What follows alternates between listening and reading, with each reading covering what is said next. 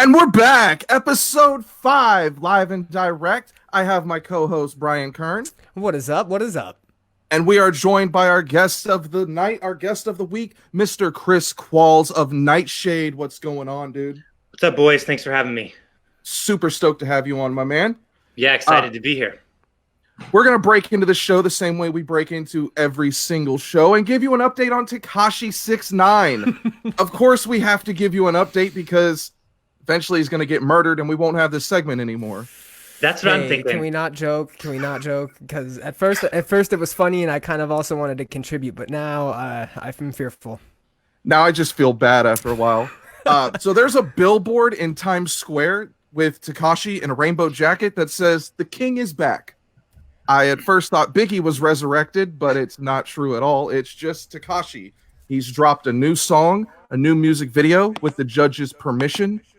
He's following social distancing guidelines, and there's not 10 people in the video. I think it's a total of 9. A lot of rainbow-haired girls. He's got the rainbow hair. He's got his rainbow jacket. Have you guys seen the video or the song? Do you like it? I believe the billboard's been taken down as of now. I'm not entirely positive, but I do believe it was taken down if I caught wind of that. I did see the video, and you know me, I'm not the biggest Tekashi 6ix9ine fan, although I wasn't mad at the song. The beat was nice. The video, wasn't mad at that either. It was a very fun video to watch. What I really enjoyed was his Instagram live feed. That's something that took away from it. And it made the video make sense, really. And I also enjoyed his little ankle bracelet show-off that he had, which was, I thought, the ultimate flex. It's definitely a flex to show off your ankle bracelet. I can hear Chris playing Collapse on Shockwave.com back in 2003 right now. I was like, is that me? I'm hitting buttons. I'm like I was like, is that my thing going off? What is this? I'm sure he's sharing it, so I'm not going to fault him for that. Collapse. I like the Tekashi song. It's just like every other song he's done, so of course it's worthy of a Grammy. It's called Gooba, which I don't know if that means goober or if it's some slur I'm unaware of. His hair is pretty much normal in the back, but the pigtails he's got coming down are completely multicolored. It almost looks like he's got blue eyes and way more face tats now. I don't remember that many before. And he's got new beef. He's beefing with Meek Mill. I know you're offended because you love Meek Mill, Bryan. I mean, I'm not too mad at Meek Mill. Shout out to him and his wife. Recently had a baby. Oh yeah, we lost Bryan. Sweet, this is already going great. He's gonna pop back up any second now, kind of like when your friend starts to drown. I'll fill in for him. Speaking about Meek Mill, I'm glad that Meek Mill has a new beef going because I really liked it when there was the whole Drake Meek Mill thing. I feel it brought out the best in them both. So agreed. It's nice to see him beefing with someone new. You know, like you can't have a legitimate rap career getting along with everyone. It's a very valid point. So far, there hasn't been any actual shots fired, but there has been a lot of shots exchanged on the internet. Meek said that Tekashi owes everyone an apology because he's back. Snitches have victims of their crimes, and that Nipsey Hussle's killer was also a rat. Tekashi fired back saying that Bryan, I feel like both me and you are live, and Mike. Let's see, Matt might be frozen. I'm not frozen. I just came back in and heard both you guys. I was gonna say Tekashi took me out. He heard me talking shit and bounced me out real quick. That's what happened there. Yeah, he had enough of me. He had enough of my rant. So continue, Matt. I caught in what you were saying. I can hear both you guys good though. I don't know what happened with me. Again, I think I was, I think a hit was put out, guys. So if you don't see 9 next Trey week, Bloods just took out Bryan's internet. Hey, I liked the video. I was one of the 2 million watching. I mean, I can't hate the video because there's some beautiful women in it. They're doing a beautiful exotic dance. I think they call it twerking in the streets. Something like that. Tekashi fired back at Meek saying, "Imagine having a newborn baby come into the world and be pressed about a Mexican with rainbow hair." It's almost as if he's pointing out all the issues people have with him. The rainbow hair, being a rat. One of his first social media posts was about being a rat. He then went and apologized to his friends and family. That's that 8 Mile approach, right? Mom spaghetti. You say everything they've got to use against you and they've got nothing to say. It's a decent strategy, especially if you're getting bullied in sophomore year of high school. So just point out all your flaws, like your SpongeBob T-shirt, and beg him not to hit you in the face. Tekashi is also helping out the corona relief by selling face masks for $25. Isn't that nice of him? Not only did he also call himself out though on the whole "hey, I'm a rat" thing, but to sit there and then apologize about it, and then to save face and go, "Hey, did I do it first, or did the people that were doing it to me do it first?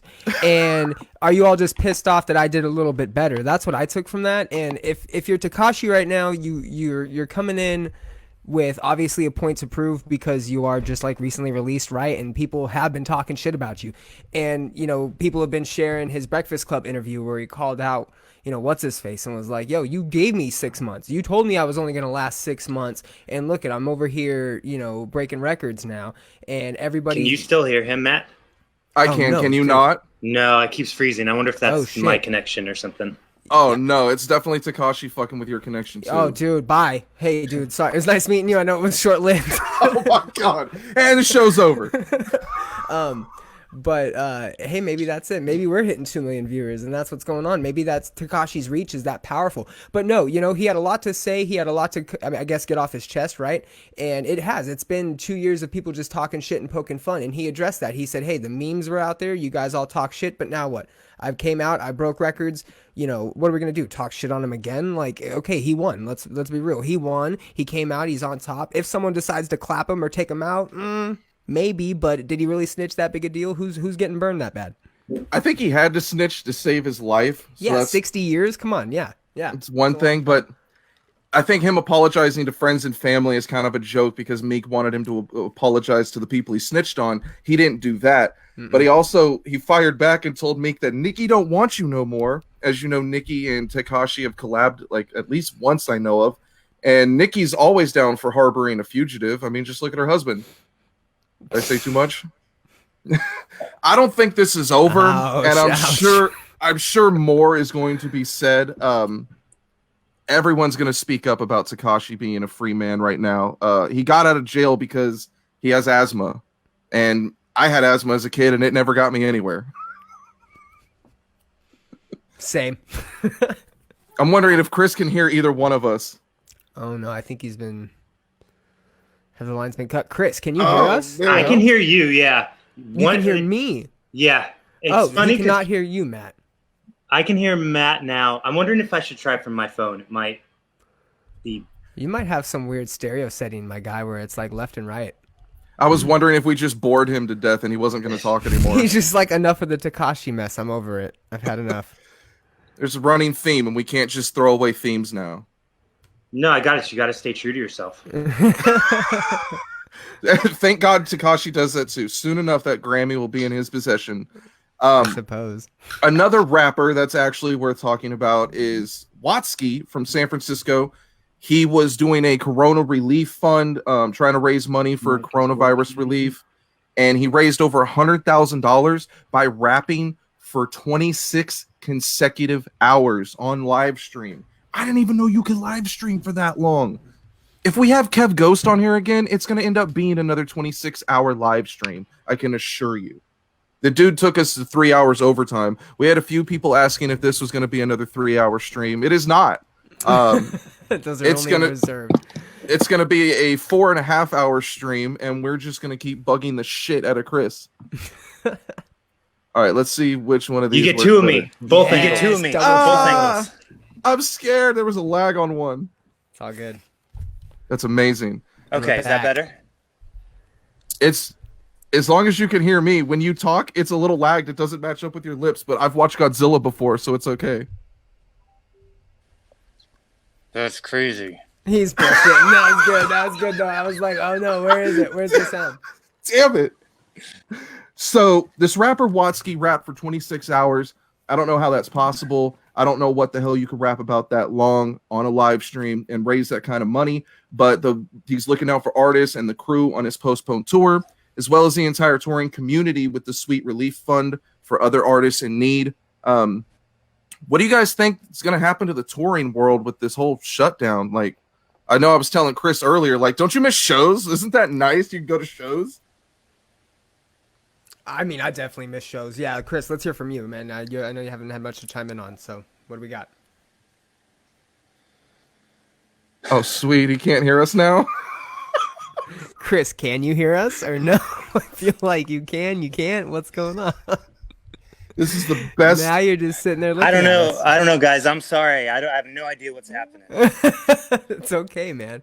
And he's I don't think we do completely either. sober. back That's now, the right? crazy part. Yeah. Wow. I guess he I'm can't gonna- hear us So at the all. last thing I heard, you were asking about touring, right? Yeah. What do you think about touring schedule returning, or when do you think it's going to return? I don't know, man. I don't think it's going to happen for a long time. I'm kind of worried about like some of the bigger shows and the bigger festivals, like the insurance that they have to get the, like the permits cleared and everything. I think it's going to be kind of hard for them to get that shit cleared for a while. Because can you imagine if you're like Coachella or one of these big festivals and the insurance companies that you have to take out these multi-million-dollar policies on, they're like, oh, well, we don't want to be sued. What if like there is still coronavirus going around and someone catches it, then they're going to be liable for it. And I think it's going to kind of put a halt on everything until there's an actual vaccine or something where it's a non-issue anymore, which I don't think is anywhere close to happening. That's a good point. I don't think it's actually like necessarily businesses or venues looking out for our safety per se, but it's looking out for their own pockets, because if they do get sued, or if an arena, a stadium gets sued for a basketball game, it's game over, because there's really no defense, because you put these people in danger and you invited them all into your building. You had them within 6 feet and you knew what was going to happen, quote unquote. I just hope I just hope magic happens. And Magic Johnson comes down from the heavens and he just makes all this go away. Bless. Because I need shows. I need my sports. I'm going crazy without basketball. I mean, we almost saw LeBron avenge Kobe's death by winning the championship. And now we got nothing. I mean, the XFL is dead. Hey, we got UFC 249 tomorrow, son. So I don't Oh, know. here Oh, we I'm go. excited about that. Dude, okay, yeah. Hey, all right. We won't go down that. This isn't a sports podcast, but we have something to look forward to tomorrow, baby. UFC 249. I think the festivals and the touring schedule, it's going to be a while. Yeah. When it does return, it's going to return in full force. I'm a part of a lot of like local bands and stuff in their groups, within my different social medias. And, the joke right now is, man, can you imagine when a local show sells out? Because people are just going to be dying to go to a show. Like, that's going to be the mentality when it all opens back up, right? People are going to want to rush to go out there. And I think business people are going to recognize that, and they're not going to be too quick to do that to prevent anything like you guys mentioned. But at the same time, tours, like think about tours, right? A local show or a festival, we might see, or a small festival at least, we might see go on a little bit before. A tour where you're going to take, some of these bigger tours see 30, 40 member staff, right? 30, 40 people on the staff that are out there, dealing with everything, all the techs. You're going to see them traveling from city to city every single night, seeing different people, hundreds of different people a night potentially. Like, there's a lot of different things people have to account for. So it could be a while, really, But local shows, I think we'll see sooner rather than later, probably. Oh, thank God we got the local metal bands. Oh, yeah. I think what's really crazy, I've heard a couple people ask me, like, why did this band reschedule their tour when it's probably not going to happen? And it's a simple answer.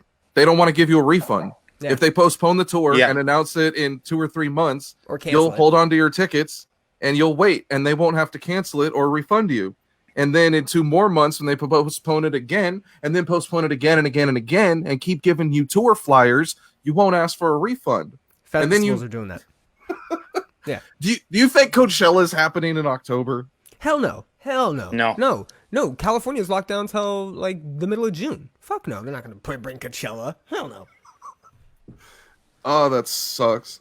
Chris, do you ever go to Coachella? Do you fuck with Coachella? Yeah, I've been to a couple of them. I have a policy that I never pay to go to Coachella, but I'll go if I like can get that in policy. for free. It's also a Matt policy. So I've seen it.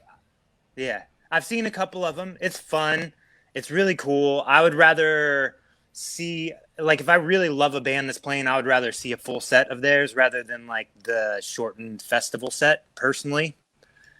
And Coachella has a lot a lot of Exclusives. cool hip acts. Yeah, well, they just have a lot of acts that aren't necessarily my thing. You know, like I respect what they're doing for the industry and their genre, but like a lot of that like super hipster shit isn't really my thing. So, you know, I'm Hipster more of shit. a Warp. Yeah, I'm more of a Warp Tour dude than a Coachella dude, personally. I can agree with that. I Respect. definitely relate to the set times. There was a point when I didn't like going to Warp Tour. I remember when I was younger, I'd hate when I'd hear my friends say, "Oh, I saw that band at Warp," because it's like you didn't really see them. You just walked by. Oh, and you're saw cutting 5 out minutes again of their on mine, set. Matt. Sorry. Oh man, your face was frozen for like 8 minutes, and now you're back moving. We unthawed you. Can you hear me, buddy? If anybody decides to be on any type of drugs while watching this, it's gonna be a trip for sure. It's gonna be Oh fun. yeah, it's gonna be great. Chris is actually a ventriloquist. Do you want to maybe call him and be like, "Hey, man"? Did you say cancel the whole show and change the name? I guess. Let me try to call him. Yeah, get up in there. Boop boop boop boop boop. You calling me right now? Oh, now he can hear me. He just can't see me. Hello? No, just kidding. Oh man. Chris, sorry man, you're frozen. Hello? We can't see what's going on. No. So Does he have his shoe? We can't see. He probably Oh my god. he probably has Matt, his is shoe. that and you? We can't see. Oh my god. This is awesome.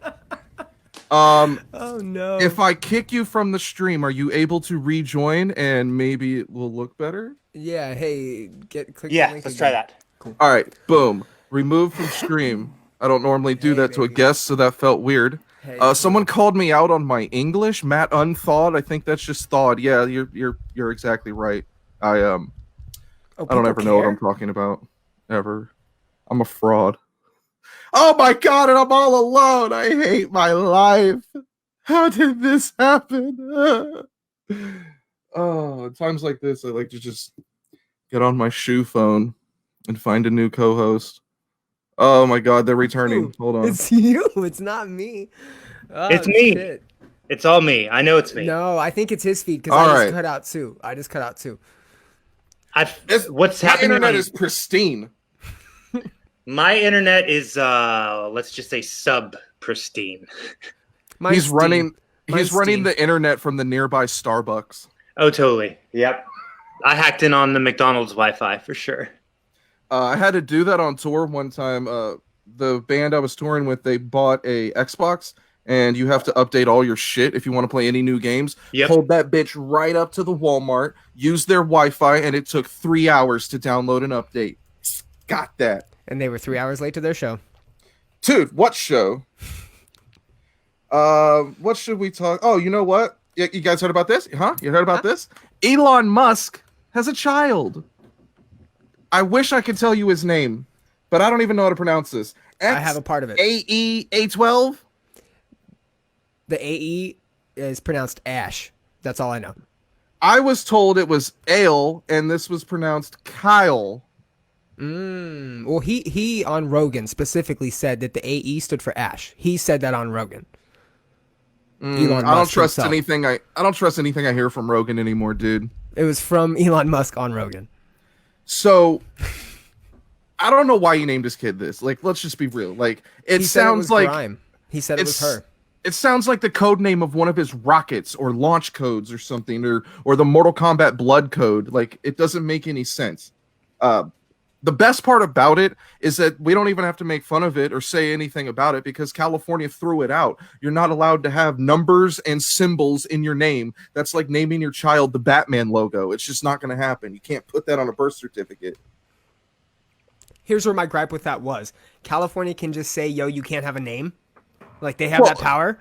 What Yeah. the fuck? I mean, the kid don't even have a gender yet. Like, he's supposed to pick his own gender.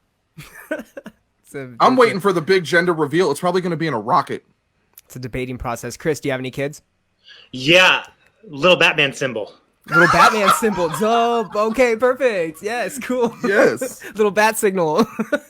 Staying true to the scene, bro. Little Sig. I like it. Little Sig.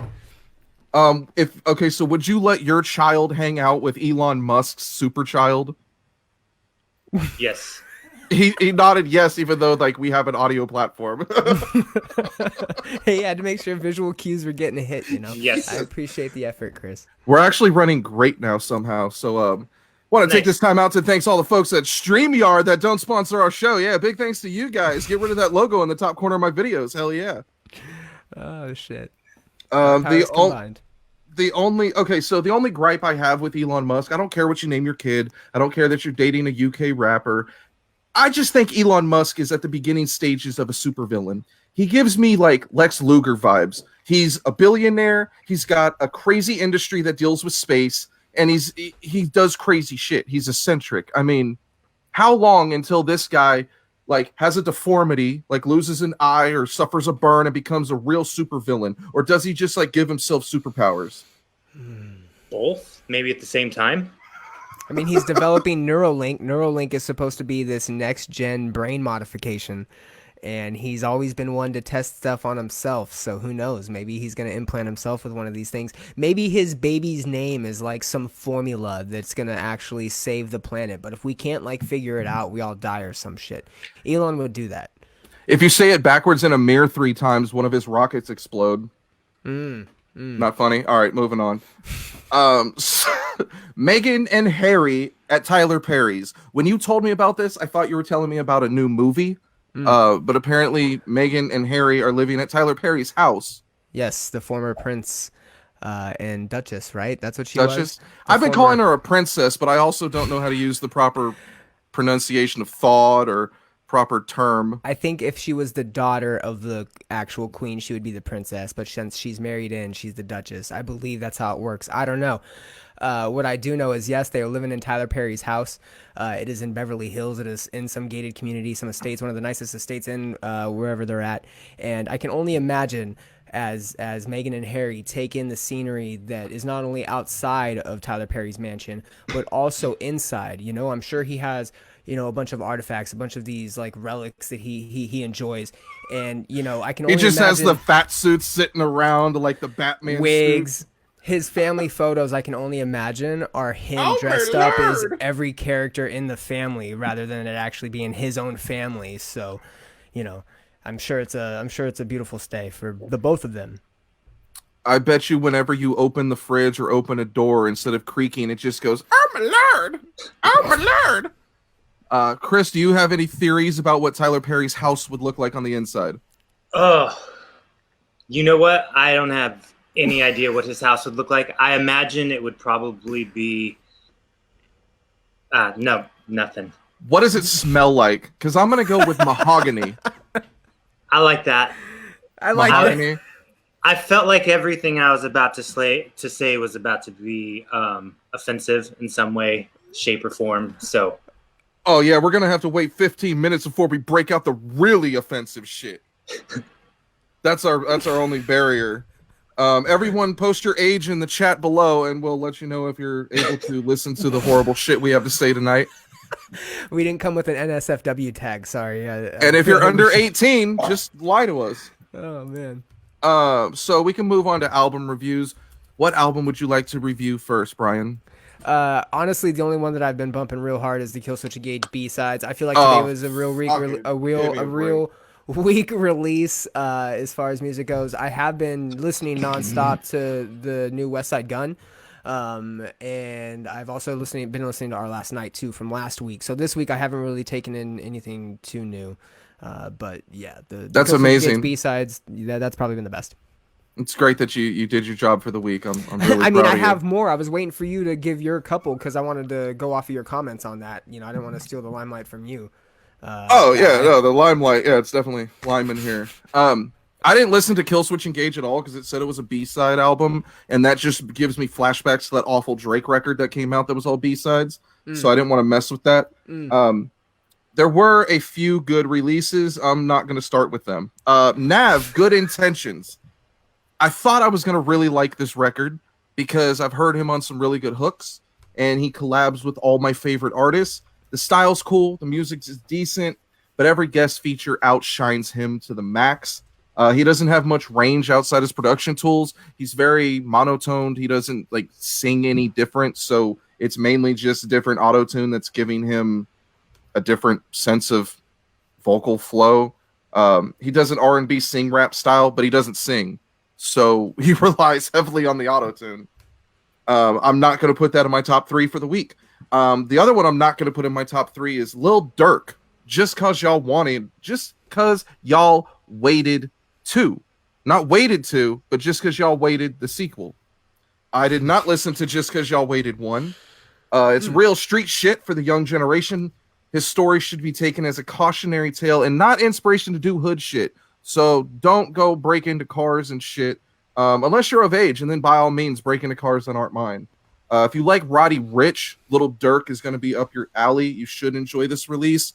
I still couldn't put it in my top 3. Shouts to Aaron Beals in the chat. What's up, bro? Known you since preschool. That's what's good.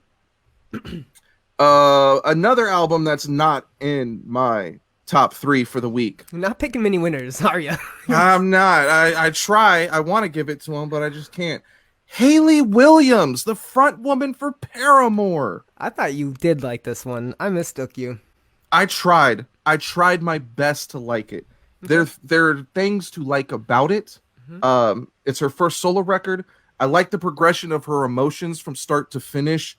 You can tell she starts off frustrated and angry. Not that she's doing some death metal vocals or anything, but she's pissed off. The first song is pissed off. The very last song is about finding clarity. I dig that. Her voice is prominently featured. It's up front and there for you to hear. It's perfect. It's just as perfect as Hayley's always been.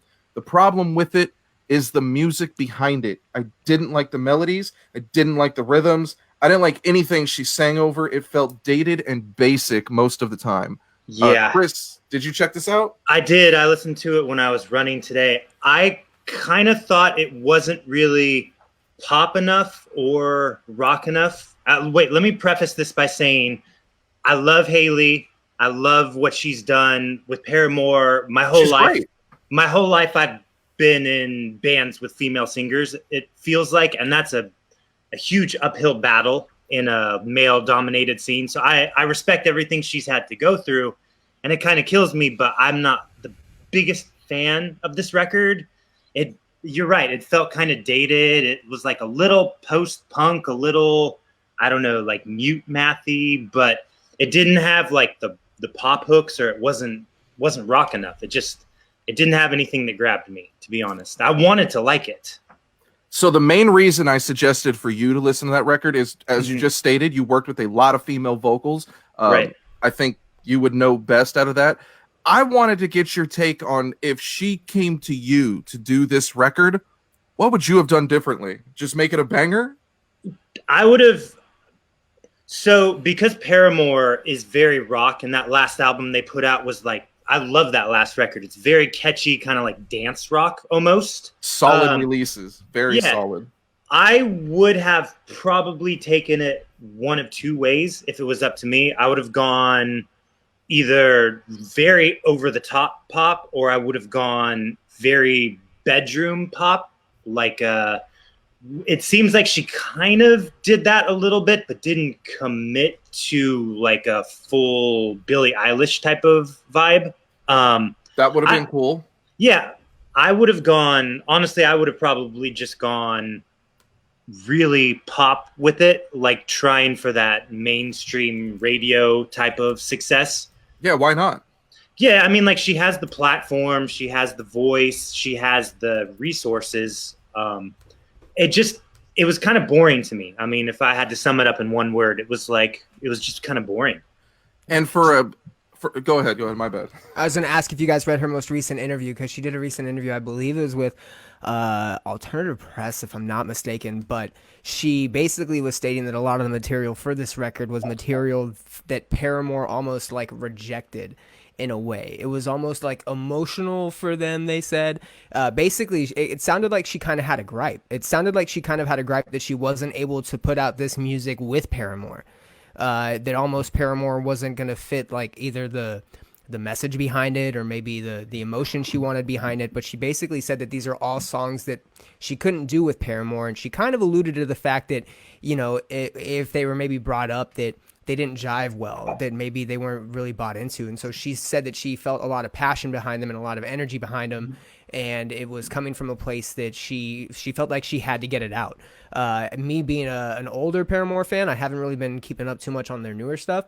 You know, like you pointed out, New stuff Chris, is good. It is. It's very poppy. I know it. It's different though, for sure. It is. It's not the old couch Paramore, right? Everybody looks to their first 2 albums and then Misery Business and like those songs and like how they're catchy and the hooky, and they're not. They're more of like a pop. Some you would almost see it like a Down festival, right? Like something a little bit more chill.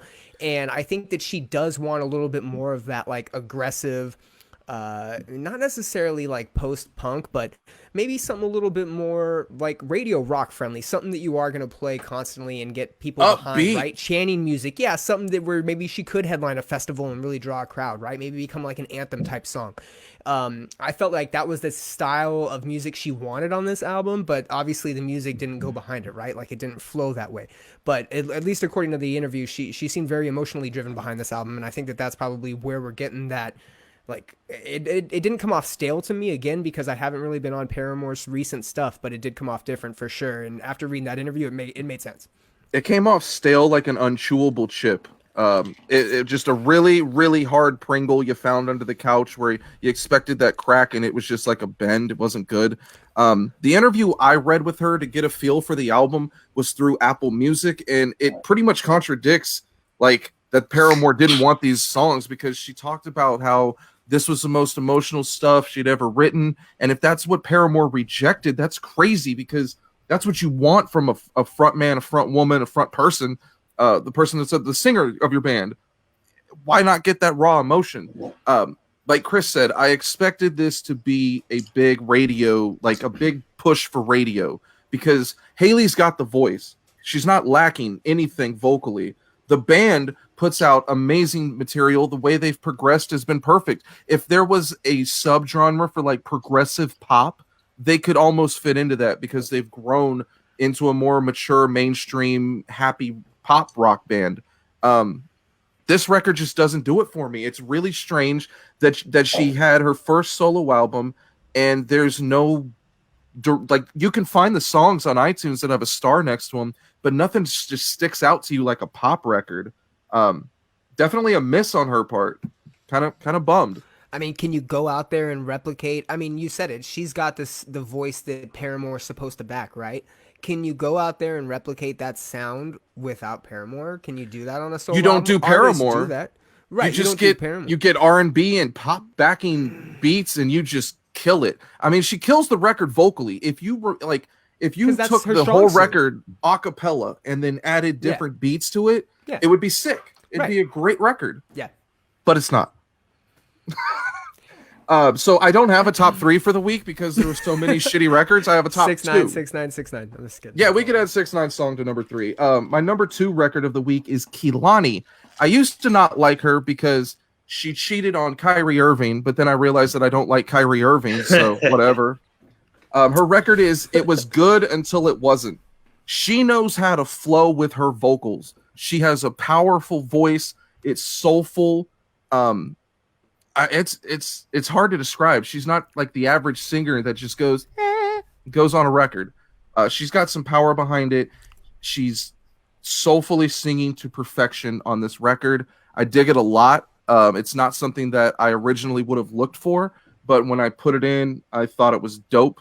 CQ, did you listen to this at all? I have not. I didn't listen to it at all. I've been pretty busy today. I had that single come out with Kev this morning. Oh yeah, about that. Yeah. And I don't mean that as like a plug right now, although it did seem like a pretty opportune time to work it in. It'll be the first of many plugs. I woke up late this morning and had honestly 70 text messages that were like, "Hey man, where are you? Why haven't you done this? Why haven't you done that?" And so I feel like since I woke up today, I've been like 3 steps behind all day. So I haven't had a chance to check out any new music other than the Paramore record, because I knew we were going to talk about that a little bit. Not a problem. That's the thing about doing these reviews is that we're doing it on Friday. The albums all came out on Friday, so unless you're up late at night crying about your ex-girlfriend from ninth grade like I am, you're not going to catch those records at midnight when they drop. So I caught a few of those. I liked Kehlani, but my number one, and this may be controversial depending on how close you follow stuff, Chris Brown and Young Thug, Slime and B. This is a hot record.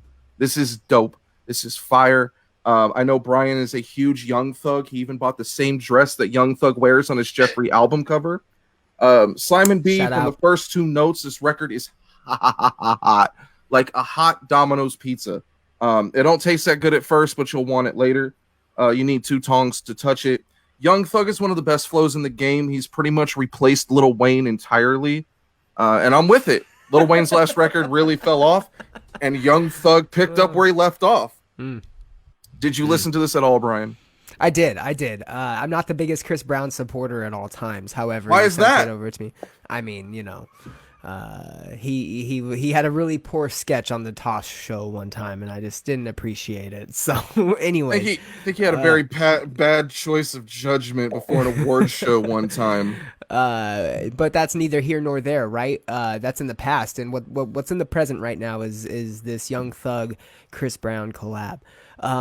I am a Young Thug fan, and Chris Brown, I'm not mad when he's on a good feature. He puts it in when he needs to. I enjoyed it. You know, I collab albums kind of mess me up a little bit just because I don't know whose album to chalk it up under, right? And it just becomes kind of like this special feature. Both of them. Neither of them would really get a high spot on my ladder anyways. They wouldn't be on my mountain, but you know, it was a good album. I enjoyed it. I think for the way 2020 started off with hip hop releases, it's been stale. We've had a couple releases. West Side Gun was good last week. French Toast. You know, and so to have at least a couple features coming out, and I mean, let's be honest, I think everything was a little bit you know, put in the shadow of 6ix9ine, and I don't think anything really hit like that did today. If we're going for our favorite, I'm gonna have to say that that's probably my favorite new release. Such a hype ass song. Even though that's the thing about Tekashi is he's so hype. I don't want to admit it. Look, Tekashi could be a scumbag. He's a rat. He's a rainbowed hair bastard. But one thing is for rainbow-haired bastard. He's our rainbow-haired bastard. One thing is for certain: singing his songs aloud, especially when you're on tour with a band who hates his music, is super fun to do, and people will remember you for it. That's all the album reviews I have for the week. There was a few others that I purposely ignored. There's a little TJ record. If you're bored, you can go check that out, but it still doesn't crack my top 3. I'm still waiting on that Lady Gaga and Asking Alexandria record, and isn't Lamb of God have a new one coming out too? Like, just waiting for the big releases, and we don't have them. The new Asking Alexandria, son. Okay, so can I dab on that real quick? Can I give a hot take on that? I like hot takes. I know Asking Alexandria isn't always the most popular, but I will say that I caught their snippet that they did of their new song. And I'm not mad at it. I'm not mad because I think they're going full-fledged, like idol rock, full-fledged, you know, headlining festivals 3 times a year, and that's it.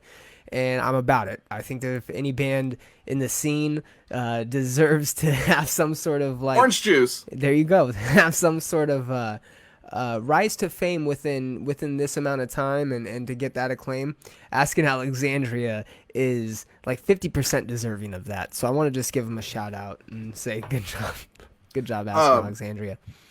There's been a few records that in my personal record book I think kind of flopped in my taste. Yeah. But I think their debut LP, Stand Up and Scream, is a classic metalcore record. I think the second kind of fell off. I liked the third, and I didn't like their latest stuff, but I always check for it, and I hear a lot of people talk bad stuff about them. I've met Danny and Bruce, Ben Bruce. Yeah. I thought they were really cool dudes. This was, you know, during their first record, so they could have totally turned egotistical and asshole. But they were good fucking dudes, man. They were super thankful to be signed. They were super thankful to be in America touring, even if they were on a crappy Evergreen Terrace tour that they didn't fit on whatsoever, and they got bullied for, and their fans got beat up for at their shows. It was still cool, and I would love to link up with those dudes again, so maybe that's in the future. But we should probably pay more attention to our guest, Mr. CQ Chris Qualls, who's been bored out of his mind. I'm not bored. I just am having an issue where one of you keeps cutting out, so I'm trying to gauge the context of what one of you is saying based off of the other's reactions. I thought we were so good right now, and I haven't even been reacting, so fuck, you could be fucked right now. No, it's good. It's good. But I'm like, if I'm sitting here staring blankly, looking like an idiot, it's probably because one of the feeds is cut out, and I don't want to like have the wrong reaction to something that's being said. Hey, Chris, you're a trooper, man. I appreciate it. You're being a trooper. Thank you for this. I think it's on my end because I've been like listening on the Facebook Live underneath my other headphones with my earbuds, and I hear everything and no one's cutting out. So I think it's just some dumb issue on my end. I'm gonna have to call that Starbucks right now, jacking the Matt Wi-Fi from. Yeah, I know. God, I need to complain to the McDonald's manager at this point, right? Well, hopefully you can hear us well enough for an interview because I would like to talk to you about some things. Yeah, let's do it. The last time I saw you, I think, was 2009. You were in Electric Valentine. That wasn't supposed to rhyme. And you guys were killing it at Chain Reaction. I had a great time. I think you were one of the better bands on the bill. I'm not going to mention who else was on there, but they totally flopped. Okay. But it was a great show. And now you're doing Nightshade. Yes. So what? I missed a few seasons of Chris Qualls. So fill me in. How did you get from there to here? Okay. So shortly after that, I would say maybe 2011, 2012, I went into full songwriting production mode for other people. I always knew I wanted to do that as a living, but it kind of seemed like the time was right. My singer Lauren, she was starting to get those family urges where she had always, beyond being in like a band, family was always important to her, and she always wanted to have kids. And at a certain point, if you're a female in a band, you're going to have to choose between one of those two things. You can't spend that 9 months on the road. Yes, exactly. I mean, you can if you're like Rihanna, but if you're like in a van grinding it out like Electric Valentine was, yeah, you can't do that. So cumbersome. Right around the time she married Frank Zumo from Sum 41, I just went into full songwriting production as a profession mode. I ended up getting a publishing deal from Cutcraft Music Group and Concord Music Publishing. So for probably 6 years, my sole focus was just writing songs, studio work, all that kind of shit for other people. I interned for John Feldman for a while. I was just doing the damn thing, trying to hustle, trying to really make my mark in a very competitive world that I had to start over from. If you're in a band, you're grinding it out, you're building your name, building your brand for a long time. And then when I switched over to the songwriting world, I had to start over from square one again. So I was doing that for a long time. And then kind of recently, within the last couple years, I was like, oh, well, I've established myself enough. I can probably take on a project of my own. And it kind of started with a little punk rock band that I started with my wife called Tidal Babes. It's surfy, it's pop punk. I don't know. It was with my wife and like one of my best friends from way back in the day that I grew up playing punk rock with. So when that happened, I was like, oh, I guess I can kind of balance both now that I've established a little bit of a name for myself in the industry.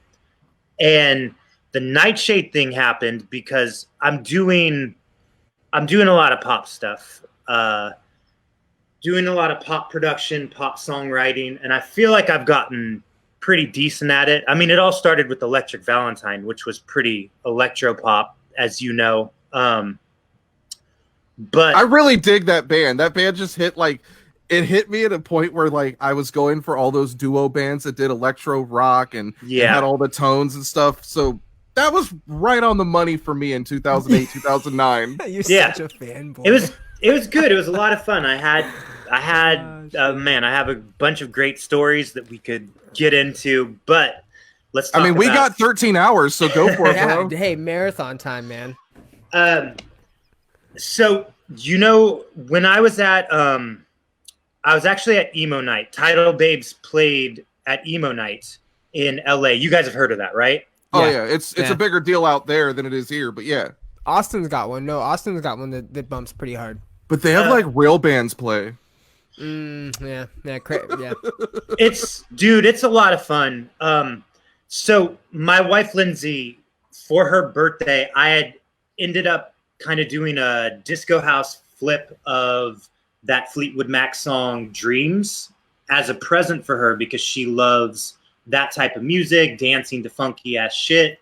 And that song has always had a special place for us because it's her ringtone when she calls me and texts me.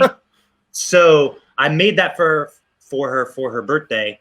And then like a couple weeks later, we were playing Emo Night. And I was like, shit, that was so much fun to put like an interesting flip on that song. Why aren't I doing it for all these songs that I like knew and loved growing up? And that kind of started the whole Nightshade thing for me, doing these weird gender flip dance pop versions of like these old emo punk rock and indie rock classics. And now I don't want to say it's like taking advantage of a trend, but it is kind of nice that that whole scene is kind of on its like resurgence right now, where everyone's enjoying it. All the people that were a part of it originally, like they still have that nostalgic place in their heart, and all the kids are getting back into it with like the emo rap shit, and everyone's sampling like the Blink songs and like the brand new songs and shit like that. So it just seemed like a good time to like start a late night project, which really for me is just me smoking weed at 4 a.m. and just making weird flips of these old songs that I used to love. That's awesome, Chris, man. I feel like that's probably the most inspirational time, right? Is those stoned 3 a.m, little intricate visits that you have with yourself. Hey man, so going from the band to, you said that you were writing for people. What is that like creatively? When you're an artist and you're in the band perspective, you're writing music for yourself and expressing yourself emotionally, right? Yeah. When you have to take on the role of writing music for somebody else, what goes into that? And what drew you away from the band perspective into the, writing perspective?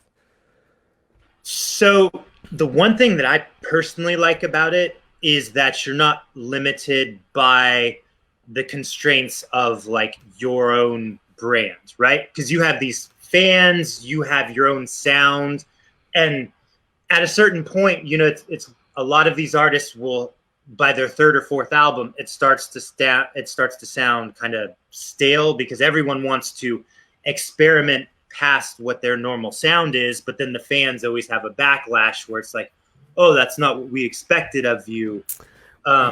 So I kind of enjoy it because I always feel like I've been a very diverse songwriter. So we're doing 3 or 4 sessions a week where, we'll go from a country artist to a hip hop artist to like an indie pop artist to just straight up commercial pop all in the same week, which I like that a lot personally. And I feel that's one of my talents is being able to write in a bunch of these different genres because I have a very eclectic taste in music. And when I was little, my parents were playing all sorts of different shit and I was gravitating towards all of it. So it worked out really well because with Electric Valentine and the other bands, I started to feel like I was in a tiny little box that I had to write in. And every time I would get weird with it, it would be off-brand, And right. You don't want to stray too far. I get it. Yeah. So it seemed kind of like the perfect fit for me writing for these other people. It's a trade-off because when you're writing for yourself, you write what's like very emotional to you and what you're feeling at the time. And when you're writing for other people, especially if it's like a pop song, you're thinking about if the label's gonna like it, if the publicist is gonna like it, if it's gonna picked up for radio, if it's gonna be picked up for radio, if it's, you know, fits the what's gonna be ideal for the Spotify algorithm. There's so much shit to consider. So everything we're writing, I'm second guessing. You know, like we're in a room with people and it's like, okay, is this catchy enough? Is this a big enough top line? Is this big enough lyric? And it takes a little bit of the fun out of it, but at the same time, the stakes are a little higher, which I enjoy as a gambling man. So fair. Yeah. No.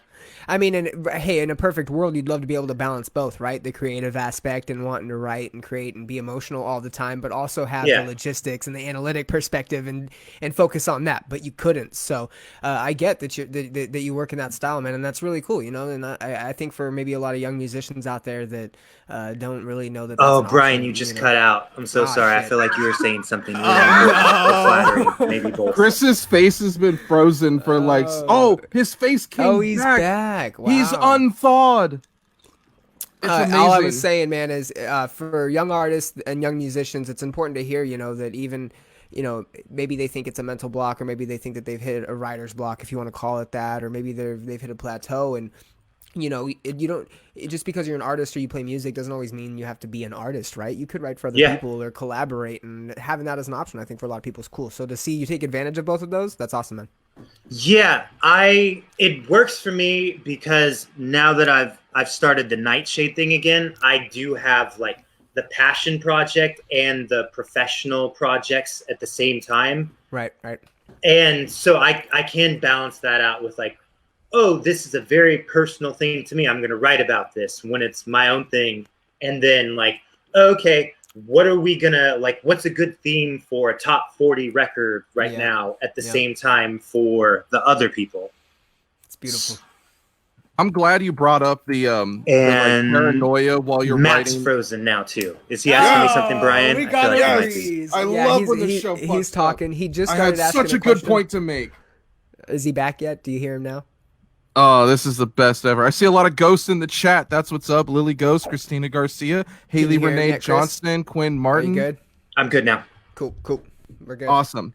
I'm glad you brought up the paranoia about writing a record, because I have a lot of friends in like what you call a local bands that are unsigned, and they have a completely different mindset when they're trying to write a catchy record or something that's going to catch on. They're not thinking about Spotify views or the impact of people immediately hearing it and judging it.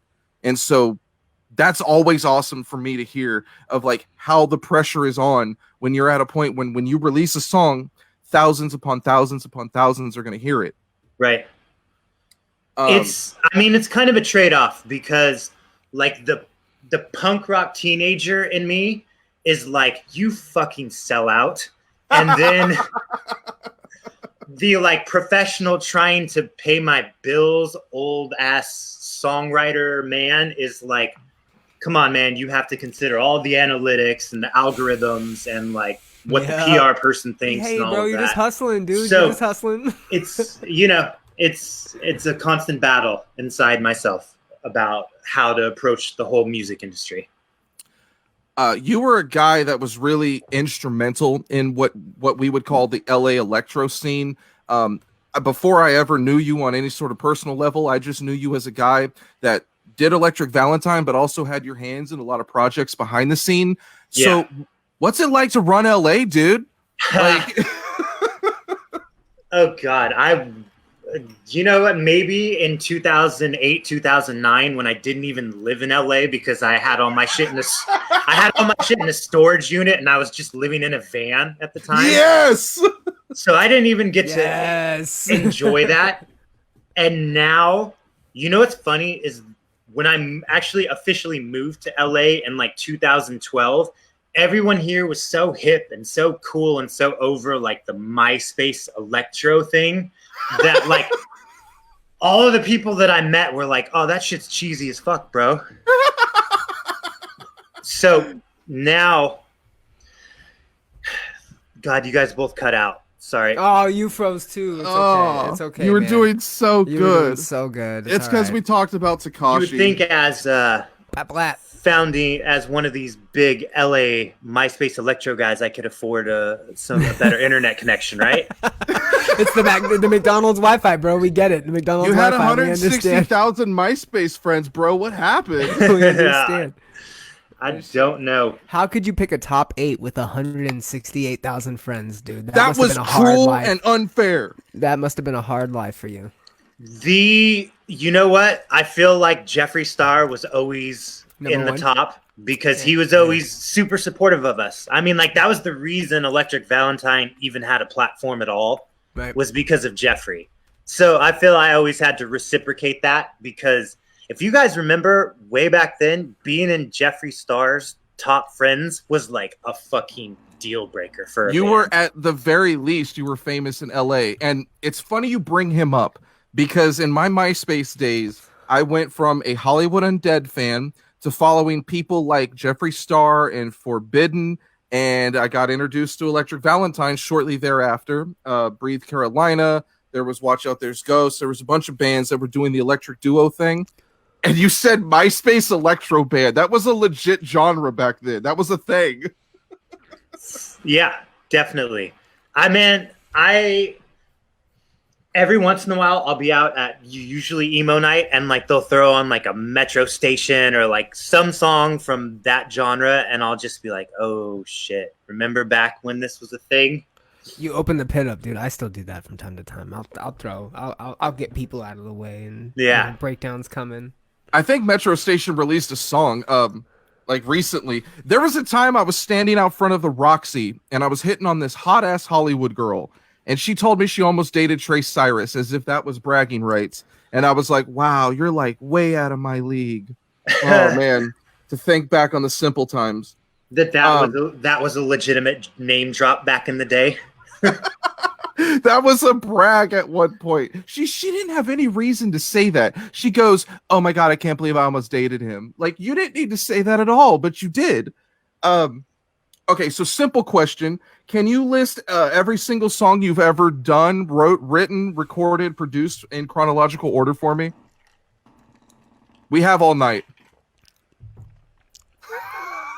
I'll count I you missed in. whatever Ready? that was. I'm sorry. Oh, He wants you yes. to. He wants you to list every single song you've ever had a hand in chronological order, and we have all night, so it's your own pace, please. Oh, Jesus. I was telling him earlier via text that, like, I created a note on my phone with all of the songs that I've ever had a part of. Oh, you did that. I had it because it comes in handy when so in my world, half of it is pitching songs to other artists and half of it is pitching songs to like commercials and TV shows and movies and that kind of stuff. So having it all on my phone is very handy when I'm like, oh, this commercial is looking for something about this speed that kind of talks on this topic and has this general feel. Because I can't remember all of that shit. Oh, yeah. Right. Like, right. I don't know if you guys can see this. Oh, but yeah, no, this HD. It just, I could scroll for honestly like what you got? 5 we got minutes. HD. Yeah, we got 4K. We're good. And not get to the bottom of this fucking list. He said it It's took kinda him a crazy. while to scroll But- through the list, so I was like, definitely list them in chronological order for me. In chronological order. Let's go, dude. Alphabetically. Just put them up on the screen. I'll read them. Go. Oh man, can you actually read these? Yeah, Or is no, it we just- got 4K. We're good. We're good. Oh I my definitely God. got your phone number. Okay, Oh, is that so Hello I got- Goodbye? I got Beat It. No, yeah, You I did did beat it. You did Beat It. Years before I was born, I did beat it. Dope. What else I see? I got Just Bohemian Keep that Rhapsody. Disfiguring the Goddess? You did Bohemian Rhapsody? I did. You guys, I was so much bigger as a songwriter before I was born than after. Hey, U2 didn't sue you for covering Bloody Sunday as well, did they? Because those assholes sued Evergreen Terrace, and I'll never forgive them. You're the only one who cares about that in 2020. I swear to God. Are you more offended by that or them putting their album on your phone against your will? I felt I'm like my definitely pissed iPhone about got that. Yeah. raped by No, that. I that was horrible. mad offended. But I feel like South Park ultimately got everybody back. We won one for doing the episode where he was forever totally. number 2, you know. So we win. Yeah, It's all right. Yeah. They I handled gave that them shit a so fair well. shot. I listened to that record that they forcefully put on my phone, and it was garbage. Click, I didn't have the drag phone at into that the time. recycle bin. Garbage. It was muff cabbage. Dude, Terrible. it still comes up. So whenever I start my car and my You still have the 6. Oh, okay, all right. my Bluetooth connects, and like half the time it'll just play a song on my iTunes or on my Apple Music or whatever it is, and the only shit on there is stuff I've bought and then the Is U2 that- album. Yes. Yeah. And if you have Spotify open or some shit, but you go and do something else, your player will automatically open the Apple Music player. And if that's the only thing you have and you don't realize it and you hit play, you'll be expecting Cardi B to bump in with her sexy ass voice, but you're going to get fucking Bono's ridiculous noise and it's going to ruin your whole day. Now every time you get a rent-a-car, you're gonna think of you too, and I truly pity you. For that. Yeah. Do you have any like favorite artists that you're listening to right now? That I'm listening to or that I work with, because that's 2 different categories. Ooh, you know what? You're a better interviewer than Brian, me. tell I'm me gonna what he say- said, because he's frozen and you're not. He said that you are working with. Do I made the both. executive decision on that Both. one. Okay, that I'm working with? Yes. Yeah, there's a bunch. I get... Oh, there he's back. Yeah, he's upset. He's mad. So...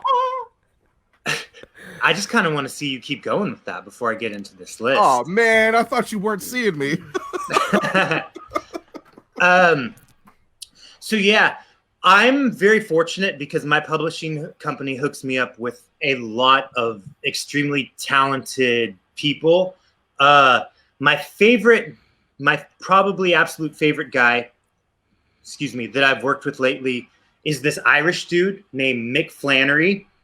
Who just he has this voice that is fucking majestic, man. Like I don't even know how to describe it. He's the nicest dude, and he walked into our studio and he's just like this super manly Irish, like you probably like assume that he just came from like chopping down trees in the woods, you know, just Came like from, like, a manly bar fight. man. Yeah. And I gotcha. he just I gotcha. has the soul of a poet. I swear. He like his lyrics that he writes, they're so meaningful and thoughtful. And I'm like, dude, how did you even come up with that? We worked with him. We did 2 of his singles, and the album actually went #1 in Ireland right before the world got locked down. Fuck yeah. Yeah, dude. McFlannery. Check out McFlannery, bro. Yeah, That's a write that credit. down for me. I'm not gonna That's a remember credit. Don't Mick pay attention. Flannery. that. Bet. Mick Flannery, motherfucker. Yeah. All right. He's great. I love working with Kev Ghost, who you guys had on, I think 2 weeks ago. I've Shout heard out. of that guy. He does a lot of songs about ghosts. Yep. Love working with him. There's a really cool rock dude I work with named Pete Wild, who's dope. A couple hip hop people, 2 Dead Boys, Little Blorp Chompo. Couple When you say Dead Boys, I immediately assume horrorcore. How off base am I? It is like straight up gangster rap, not horrorcore. Like imagine if like J. Cole or like Kendrick was a little bit more gangster and actually promoted violence instead of like being against it. Right? Don't you hate when they're against violence instead of promoting it? God, I hate when they're against violence and not promoting it. I miss the 90s. Yeah. 90s hip hop was the fucking shit, man. It was so It good. so was. People like don't understand. Like rappers used to beef and get shot over it, and now the worst thing you do is get unfollowed. Oh yeah, totally. Twitter beef for sure. Unfollow. Shouts to Talib Kweli, who follows me because I beef with his enemies. Oh, that's dope. Yeah. I thought it was. Shameless Please plug. continue. Sorry to interrupt. No worries. So I get to work with a lot of really good people. I'm very fortunate. I feel like early on in my career, when I was trying to just get in every session I could, there was a lot of people that I was like, how are you an actual artist? Like, couldn't sing, or like, and I don't like being negative about people, but there were some sessions that will remain unnameless where I'm just like, you can't sing at all. How are you trying to be a singer? And then once I got the publishing deal, everything started stepping up. And as we started making a name for ourselves a little bit more, the caliber that we were working with kept escalating, where now I feel like very fortunate that, like, before I would have to get like 20 vocal takes and like basically Frankenstein a vocal together. And now I get these people that can come in, lay down one track and be out in like 10 minutes, that they're that good. It's I'm just very thankful when I get to work with those caliber of people. Do you have any sort of dream artist, like whether it's an archetype of like an artist you want to work with, or an actual big name that you hope to work with one day? Yeah, there are a lot of them. I do have to say, when I was growing up, The Used was one of my favorite bands of all time. Yes. And I was fortunate enough when I was interning for John Feldman to work on their record, I was gonna say, Imaginary Enemy. He did some of the records, yeah. Yeah, That's I got to beautiful. work on Imaginary Enemy as an assistant engineer. So Used album. I didn't get to do any like songwriting or production, but that was just dope as fuck to be a part of that. That's awesome.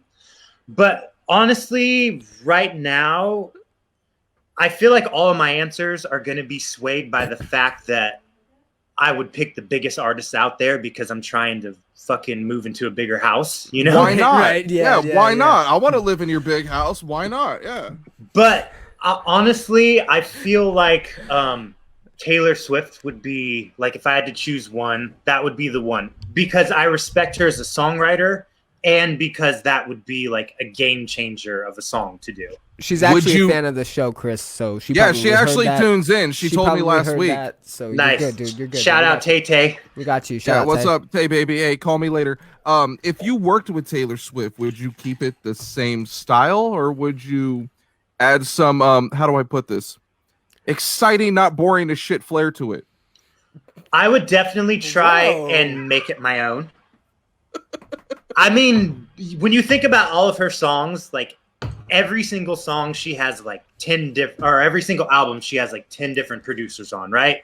Yeah. So I feel like since her first couple albums, a lot of it hasn't had a consistent sound. It's like that general pop thing that's happening now where it's not a consistent album flow. It's like 10 singles put together. But yeah, I would definitely try and add my own spin on it. Maybe take it a little darker, a little more minor chordy, a little bit more dangerous.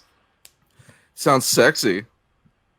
I would listen to that. I haven't enjoyed a T Swift record in many moons, but what was the last one you liked?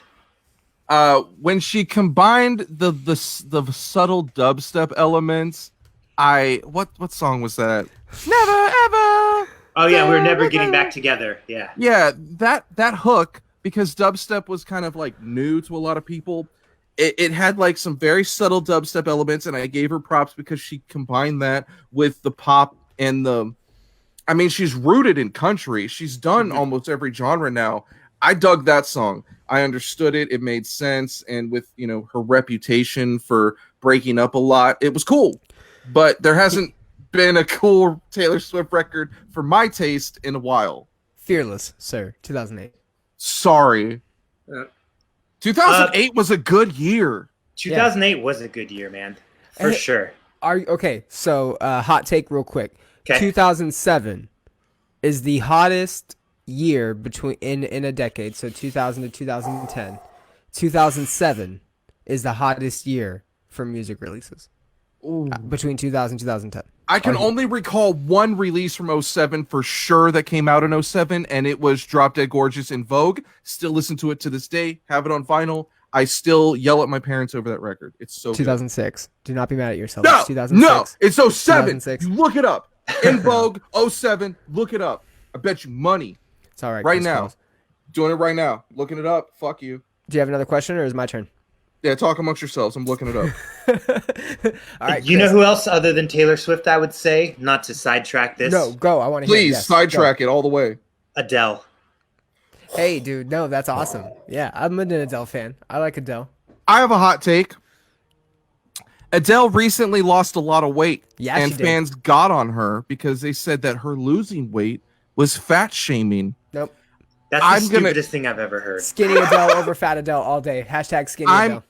I All asked, Adele's. I Hashtag asked all Chris Adele's live. which all Adele he Adele's liked, matter.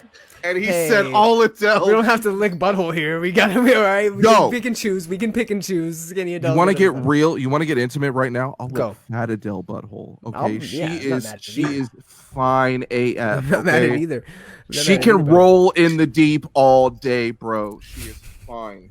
That's gonna be my new code name for walking where I don't belong, rolling in the deep.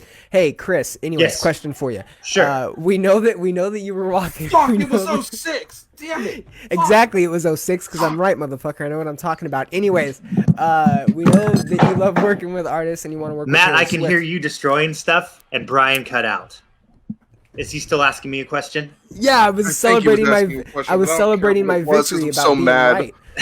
I was celebrating my victory of being right. Yeah, okay, so my question, You're Chris. back. Yep. Cool, perfect. And I lost it. No, okay, so here it is. Sorry. You can tell which one of us went to school for this. No, I fucking lost it, dude. It was such. Oh yeah. Hey, so you recently worked with Kev Ghost. Tell us about the song. Tell us what it's about, and tell us how working with Kev was. And it released officially today. Am I correct in that? Yes, you are. Cool. Tell us all about it, man. No problem. I love Kevin. I met Kevin 10 years ago when his band was support for Electric Valentine on a tour, and he was just a young little kid before he turned into the big rock star he is now. I know what tour. Super. Yeah, we won't talk about that. Super nice dude. And I've been in touch with him. I've known him for 10 years now.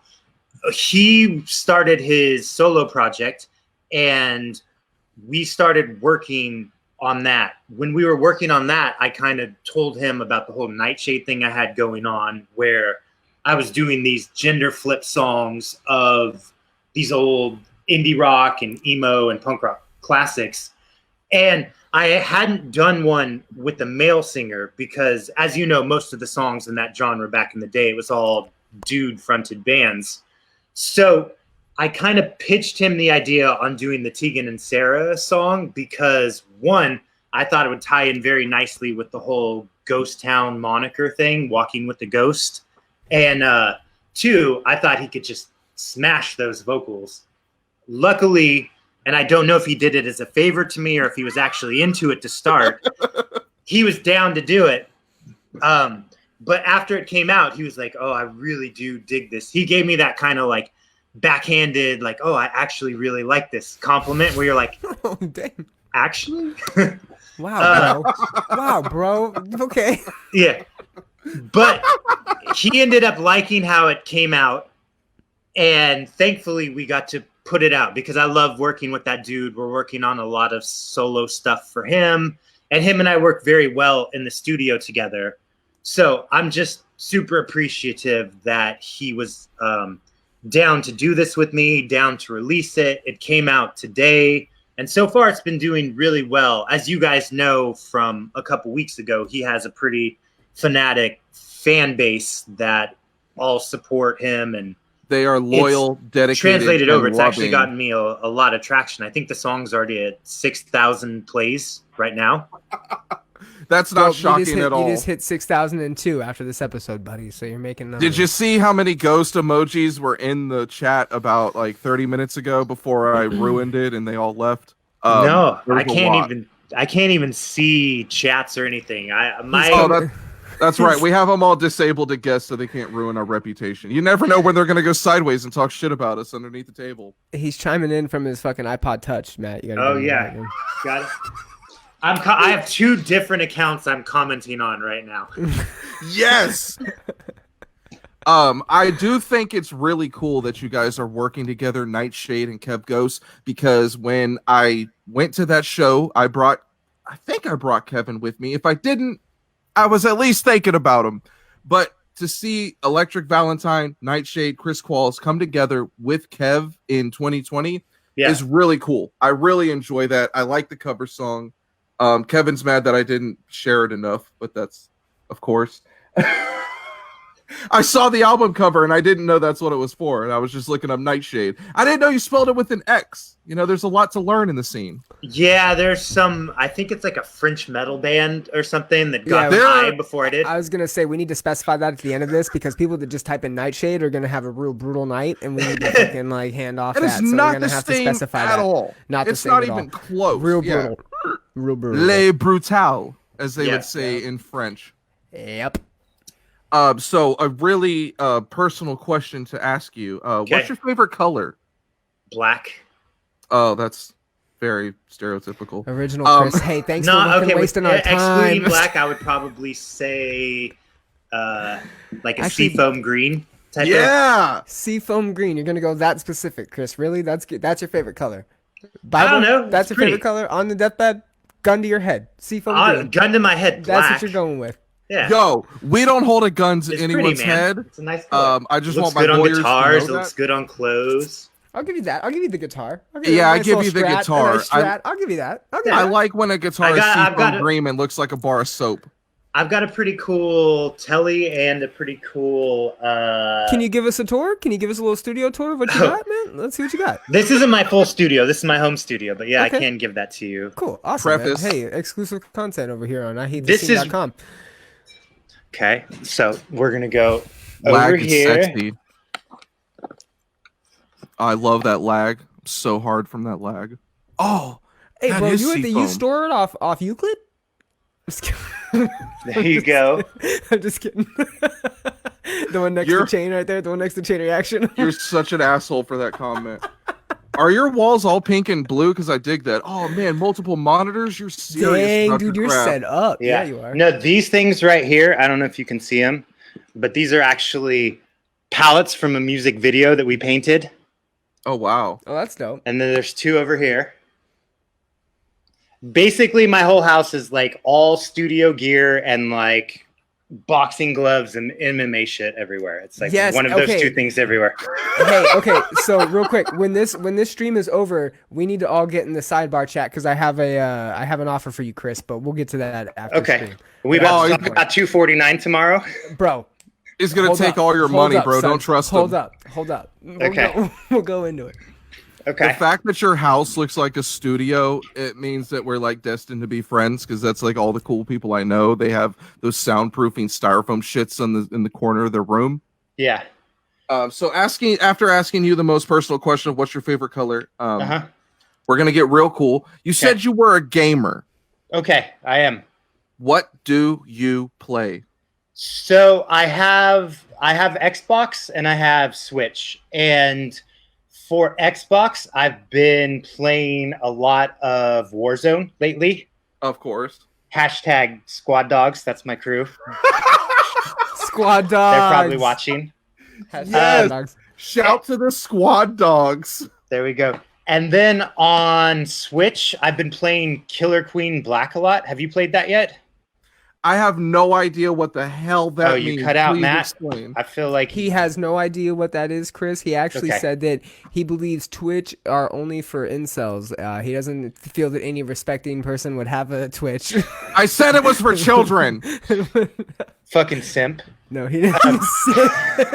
Holy shit. I was gonna say simp, but I didn't want to hit too deep. I didn't want to go too deep, so I thought incel would be out enough. Sorry, you're back, Matt. What were you saying? I got called a simp. Yes, dude. Fuck yeah. I learned what that word means like 2 weeks ago. I feel so cool. Because it only came out 2 weeks ago. It only came out 2 weeks ago. What are you talking about? I make fun of Nintendo Switch users because Nintendo games tend to be more family friendly. I don't have a family. I'm a hateful, lonely guy. Right. So I just play a lot of FIFA and cry at night on Xbox. Nice. Alone. Did you guys hear about? Oh man, I got to get your Xbox gamer tag. We won't do it publicly because I'm afraid of that. but we'll have to switch that post show. You know what? Switch is really dope for playing at any time. So, like gaming while pooping. That's a great one. Yes. Wow, you got me there. Yeah. All right, hashtag you got me gaming there. while pooping. Hashtag. But yeah, no, they have a really dope game on there called man. Killer Queen Black that you should check out. I feel like they're going to port it to Xbox pretty soon, but haven't yet. It's so good because it's got kind of like the retro vibe, but also, I don't know, almost like a Settlers of Catan approach where you have multiple ways to win. Settlers of Catan. Okay. What the All fuck? right. Okay. Good night, guys. Thanks for tuning in. This is I Hate the Scene with another episode. No, please continue. You didn't lose me fully. Please continue. It's like I don't even know how to describe it, but it's like a platformer with multiple ways to win. Let's just call it that. Okay, I'm with that. Do you play Animal Crossing on your Nintendo Switch? Or are you like every other conformist on the planet? No, have not and will not. Rocket League? Oh. Rocket League? Anybody Rocket Hey, League? I have a question for you actually, because I saw on your Instagram that you do a lot of GTA Online. Oh yeah, big time. Green or purple? What's your take on that whole situation? Green or purple? What are you talking about? Yeah, have you seen all that shit? Like all the gangs dressing up, gangs and that hop out jumping the each other and vehicle? shit on there, dressing up like aliens and shit. Okay, so this week you can receive a free bodysuit of green or purple if you log on this week. So all my GTA subscribers get on that. What color, yeah. Matt? You got to pick a color. My thing is that I don't pick a bodysuit because I've been doing this for far too long. I like to wear business casual. We all Okay. dressed up in suits. We hop out of a sports car, and the four of us beat you to death with crowbars. And What's then, your take, Chris? What's your take, Chris? I love the business casual approach, because you can jump out of a car, beat someone with the crowbar, then either go back to work or hit the bar afterwards. You're good either way. Perfect. GTA Online owns my life. It has kept me from depression. It has kept me from having a girlfriend. It has kept me from going outside during the pandemic. So shouts to the 86 ounces in a duffel bag gang. That's my crew, and I'll say my gamer tag publicly if you want to beef with me because I'll bully you into submission. IC EYESEE space hyphy. If you don't know how to spell hyphy, you don't deserve to be friends with me. Do you guys play Rocket League? Yes, I Hell fucking no. love Rocket League. Not that we're a fucking real show and cover any type of real news, but Rocket League actually got picked up as a sport to be broadcast on BBC Sports starting this summer. So this summer, BBC Sports Online will actually have a Rocket League where you guys can check out all the Why Rocket would League big experts. black cocks advertise anything about Rocket League? I don't get it. Take it easy, guys. Thanks for tuning in tonight. It was I Hate the Scene, episode 5. Appreciate you guys tuning in. We're out. Matt, I've got a pretty funny story for you that I think you'll appreciate. If it doesn't Yes. involve big black 'Cause cock, there we're is- not hearing it. There It is doesn't- one thing we didn't get to.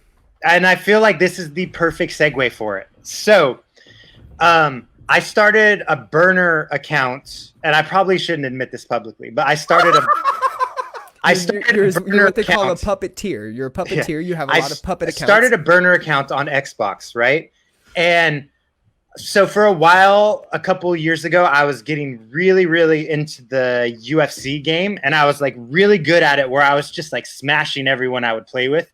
But I started a burner account that I called that I named after Dahvey Vanity. Oh wow! And yeah, I was hero to all beating local everyone club up and then just talking a whole bunch of shit afterwards and then telling them to come meet me at the concerts because I was really trying to like get his fucking ass kicked in real life. Oh my god! Whoa, dude, you were aggro fan? You were aggro fan? You aggro fan? Yep. And Wow. we won't admit that to anyone else, but I mean, there's it's only an 12 people exclusive. that are ever going to see this, so it's fine. Look, Dahvey Vanity deserves to get jumped. He's He in the news. is He's in the news a right now. noted, a factual predator. Yep, in the news right now. Preys on little girls that are fans of his band, Blood on the Dance Floor, and he goes after them. I know firsthand that he's forced several girls to give him oral. It is not cool. Rape is never cool. Rape is never acceptable. It's never an answer. I had no idea that's where you were going with it. You were trying to get him jumped. Did it work? I don't know. I'm still trying it every day. I hate every day. Okay. You sir, are doing the Lord's work. I am a very positive person. There's literally only one guy in this whole world that I will say that I hate. Like, I actually hate. And that is Dahvey. And you know what? We'll just get into it. I was on tour with him in 2010 when he got arrested for rape.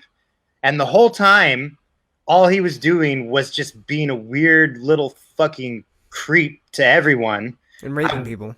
And yeah, dude, I was there when he got pulled off the stage by policemen, thrown into a car, and then I was outside listening to the little 16-year-old girl give the account of how he forced her head down and then fucking left her in a different parking lot, and she had to like walk back. So that would be the second time that I was told that Dahvey forced a girl's head into his crotch. Yeah.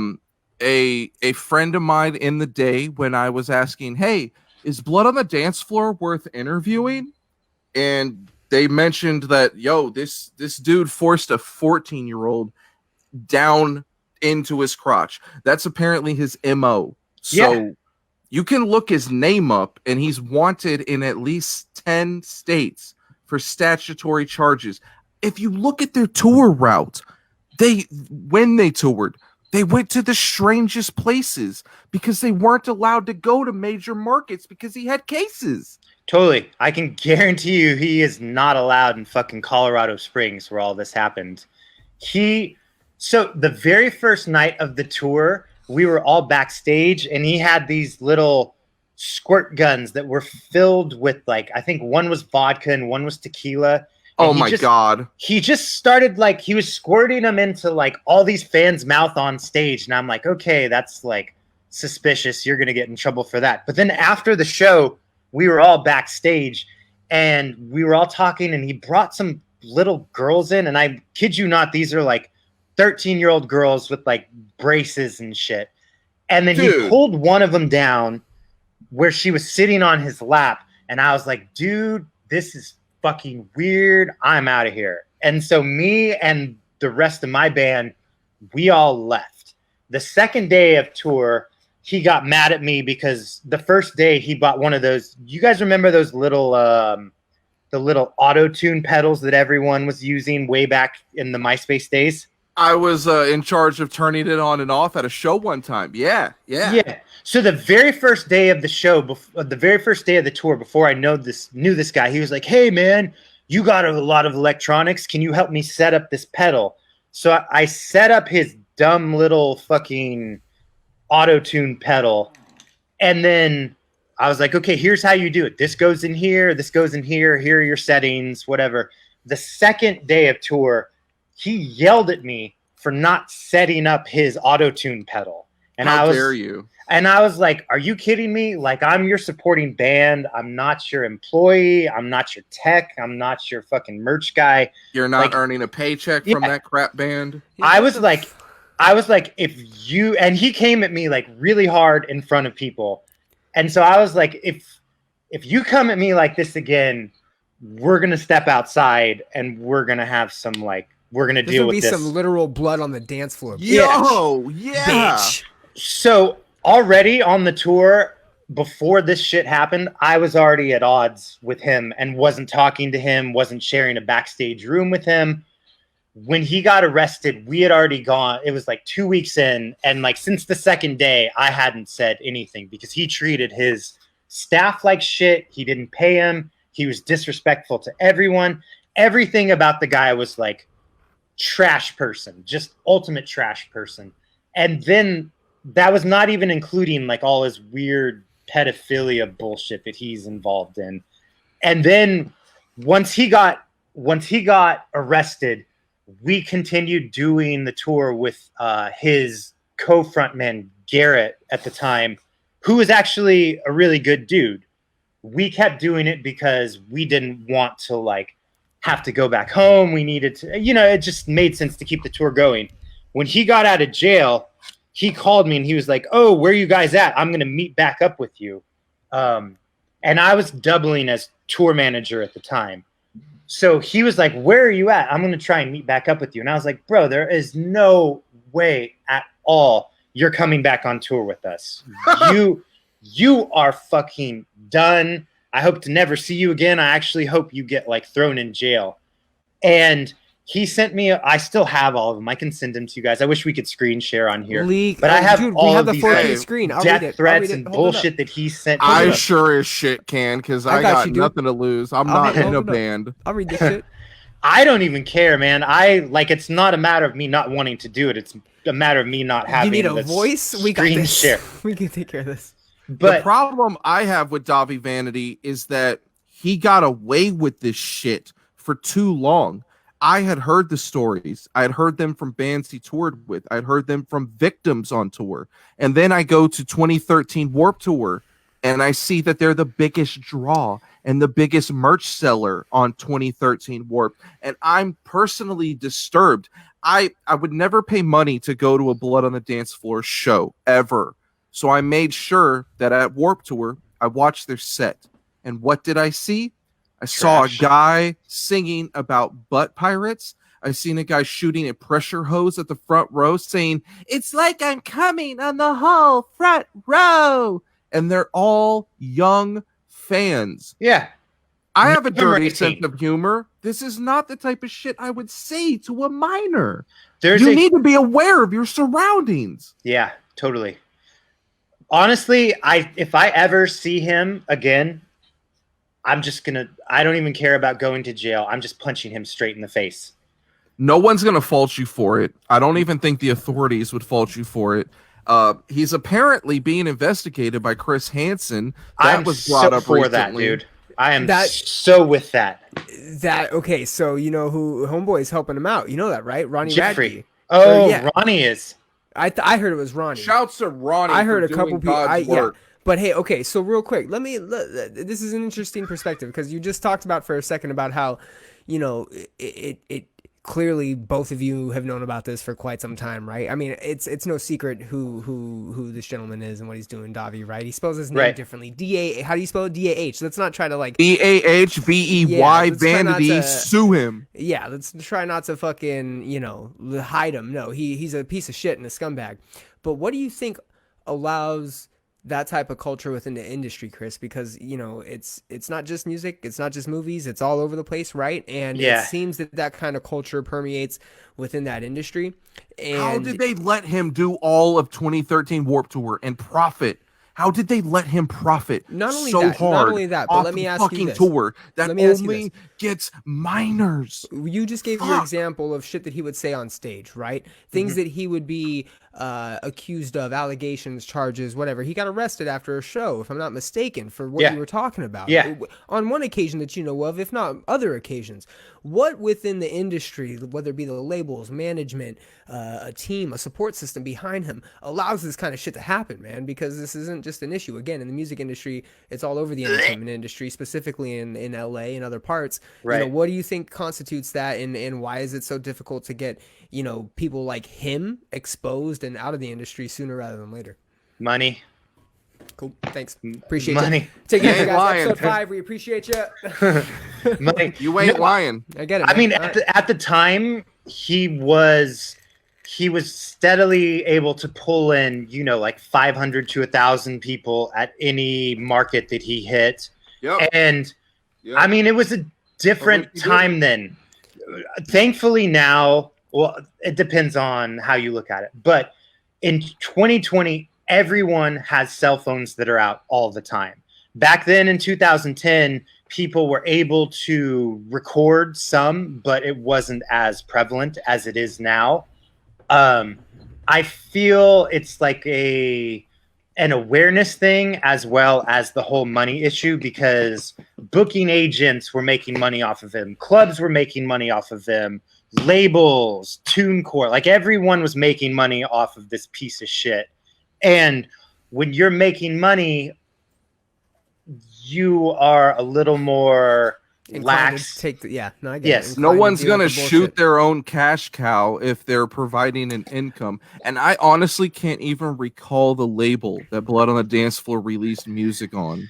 I don't know either. I feel like at a certain point, labels are concerned with their like image as being cool. So I would imagine a lot of his shit was self-released back then, just because That's what was hit. even I mean, though everybody- it was very popular with 13-year-olds, like no one with any real credibility thought that shit was good or cool or any of that. They were always a laughing stock, you know? I'm a stickler for production value, and that's the type of music that if you had good production value, you could make a career out of it. He obviously didn't have it. He made a few years off it. He did not make a career off it. But it bothered me in 2013 to see everyone line up and make them the best merch seller on Warped Tour when you had other acts that were supporting a positive message, that had a better record, that did actual music, that weren't singing about butt pirates or putting a microphone in their pants for the other member of the band to suck on it. These things bothered me. It bothered me because you're not playing this shit at a bar. You're playing it at Warped Tour. You're talking about 13, 14, 15, 16-year-olds watching this shit. Yeah. And they're seeing you act perverted in the raunchiest ways, and then to see like I'm a guy that he is a full-fledged predator. I'm the type of guy that I don't believe anything I'm told.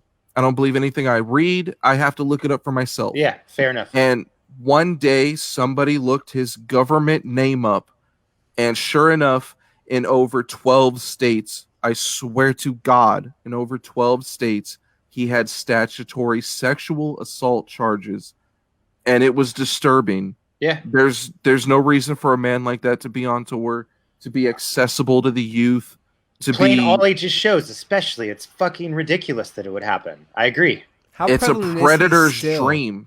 How Not prevalent much. is he right now? Not at all. He's not. Good.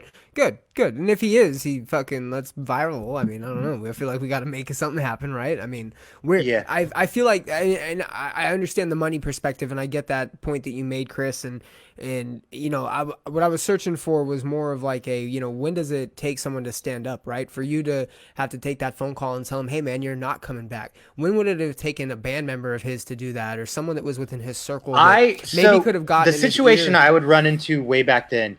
Is I was trying to spread the word about him way back in like 2010, 2011, where if you go back and you find any kind of Electric Valentine interview that we did, like there was a big one we did for, do you guys remember BVTV? Mm-hmm. Yeah. There was a big one that we did for BVTV that happened right after he had gotten arrested, and like he had threatened me with all the shit if I told anyone about it. And the whole interview, I'm like literally talking about what a fucking creep this guy is. And I was trying to do my part to spread that about him forever, regardless of what kind of like retaliation would come from it. And I felt like no one was listening, where at a certain point I was like, okay, I'm not going to always talk about this guy. I'm not going to let this guy be like a major part of my life. I'm not going to have him, which is difficult like, because you obviously hate him for justified reasons. Yeah, I can understand. Yeah, but I'm not going to always talk about him and give him more exposure and have him you don't have to give him real estate in my head. Yeah. So I tried to like expose the world to that in 2010, 2011, and then was like, fuck it, I'm not going to talk about this guy anymore until now. But because it's relevant, because he's thankfully getting exposed as the fucking weirdo pedophile piece of shit he is, like now I would love to talk to Chris Hansen. I have his police report in my filing cabinet over there. I have so many texts that I save. I would love to like help expose this dude because he sucks and he needs to be in jail or dead. Do you remember his government name? Because it was someone else that showed me this and showed Jesus Torres. Oh man, because they showed me his government like David name. Jesus Torres, isn't it? Yeah. David's in his real name. Yeah. David's showed in his real me- name. They showed me like the charges that were brought against him, and I like I said, I doubt everything I'm shown until I see factual proof. This was the guy's name with over 12, 13, 14 cases in all different states. It was terrifying to know this guy was on tour and that he literally was charged with this shit. Like charged and hadn't faced court dates, charged and evading arrest warrants. If you go to a state on tour and you commit a crime, you can easily duck that state because you're out the next day. And that's what he got away with. When you look at their tour schedule, it was really strange because they would hit like 3 towns in Montana when nobody toured Montana ever. I've been on tour for 5 years. I've been to Montana twice. Yeah, totally. I don't know if I've ever played a show there. Nobody goes to Montana. I only went there with reggae bands. The type of music you played, the type of music that most people play does not fucking go to Montana. Like, you should not be playing Billings, Montana 2 nights in a row to avoid charges in Kansas. Right. Like, it's strange. I just want to reiterate to any of our followers, any of our fans, if you have problems, if you faced any of these issues, feel free to reach out to us. We can talk in private. We are there for you, me and Bryan both. We just want to be there for the people that care about our show, have faced trauma. We can talk to you. We relate to this shit. We've been through shit before. We know these people. We know the damage they've caused. If you're ever feeling alone, feel free to reach out to us. We will always respond to Facebook messages, Instagram messages, Twitter, email, whatever it may be. I'm there for you. Bryan's there for you. Even Chris is there for you. I'm here.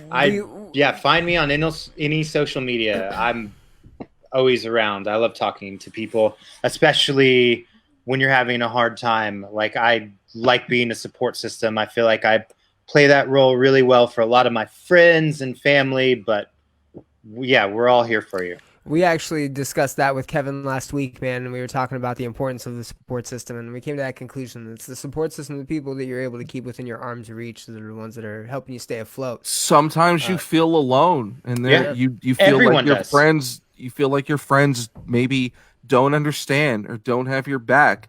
That's my boy Andrew, who's watching. I want to be the opposite of that. Andrew? If I don't know you, I want to know you. I want to know everyone that listens to this show. If you're having problems, I want to know that. I want to be able to say something that can send you on a better day. Whether it's about this shit, whether it's about suicide, drug abuse, I've done the dumbest shit on the planet. I'm sure I can relate to you in some form. And that's the point of bringing these Dahvey Vanity stories to light, is that a lot of people won't touch him. They won't say his name in an interview because they're scared, because they think that it's going to bring a bad connotation to him. I'm not going to be in a band. I got nothing to lose. I'll talk about him all day. Yeah, fuck him. Yeah, fuck him and fuck all predators. You should never prey on a person, no matter if it's their age, their vulnerability, their age, like their vulnerability. Them. Fuck predators. I don't even like the actual Predator. I watch the Predator movie and I root for the humans to win every time. See, you don't understand, dude. You don't understand. It's all about that extra race, you know? Extra race? What? So Alien versus Predator. How do you feel about that? I rooted for the aliens the whole time. Aliens all day, son. Matt, we're at an hour and 45 minutes, my guy. I told Chris that we were going to go 13 hours. We went way past the 1 hour limit. Yeah, we did. I think it was worth it because we were able to shine light on a piece of shit and the damage he's done. And we reached out to awareness, not shine light. Bring awareness. Bring awareness and reach out to his victims and offer a helping hand to pull up out of that darkness. We're always there for all of you. CQ, any positive notes to leave us on? Yes, I had a great time with you guys tonight. I'm sorry that I might have been like staring blankly every once in a while when you were cutting out trying to play along, but it's fine, brother. It was great talking to you guys. I hope to do this again. And can we get your social medias, please? Shout them out for everybody. Where can we find you? Sure. You can find me. It's basically all Nightshade music, and you have to remember that the I is actually an X because it's 2020, and that's cool. NXGHTSHADE. NXGHTSHADE. Nightshade. The I is an X. Music. Go to the other Nightshade. You're going to hit a metal band. You don't want that. You want the Nightshade with an X. You Let's might be want real. that. Who else is Maybe. doing gender bending covers in 2020? I mean, when I was described that idea to, I thought it was cool as shit. There were a bunch of songs that came to mind. I just want to see where Nightshade goes. It's like a TV show that I don't know the season finale, and I want to see it. So I'm going to tune in. It's like I feel like we just got the pilot and a couple introductory episodes. We got the rest of the season, baby. I'm going to tune into NXGHTSHADE every time I see you drop a song. And you're also available on iTunes for all those people with Apple Music like me. I am. What do you think the next one's going to be? Ooh. Honestly, if you got any dude to cover a Paramore song, whether it be a popular or an unpopular song, I think that'd be cool. If you got a dude to cover any Alanis Morissette song, I think that'd be cool. Oh, do you know? Do you already have it in mind? Oh, I know. Well, the thing is, I have them backstacked where I have like the next 7 already done. Can I tell you one? Sure. Can I tell you a brilliant one? Would it be phenomenal? The Eurythmics. Either fucking Sweet Dreams or Walk on Broken Glass. One of the two. Eurythmics.